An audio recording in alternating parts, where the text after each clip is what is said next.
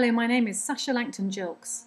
I am the Brain Tumour Charity's lead champion for their HeadSmart campaign, which is for the earlier diagnosis of children's brain tumours. My son Didi died during London 2012 Olympics of the commonest cancerous brain tumour in children.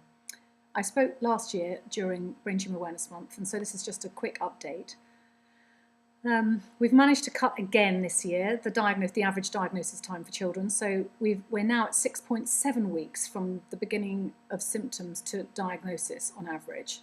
And when the campaign started 3 years ago, that was 9.1 weeks, so cause for celebration, but we've got to get to 5 weeks, which is the difference between life and death for my son's cancer. For that cancer, from the beginning of symptoms to death is an average of 6 weeks. So as you can see, at 6.7 weeks, that is too late for some children and young people.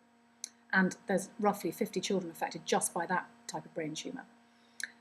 What else has happened? The Minister for Public Health confirmed that we have not had any public money at all for this campaign, and we won't get any because we're apparently awareness, not an early diagnostic tool, so we don't qualify for any of the £450 million that's in the budget for earlier diagnosis and cancer campaigns.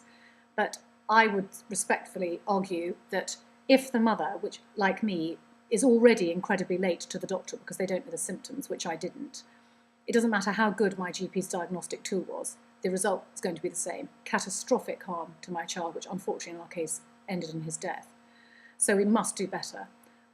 So I then said, okay, if we don't have any money, can you help with public communications? And unfortunately, we've also been excluded from the government's Be Clear on Cancer campaign because basically there aren't enough dying disabled children, which does seem to be extraordinary when you think there's 10 dying on average and 25 being disabled every single month from a brain tumour.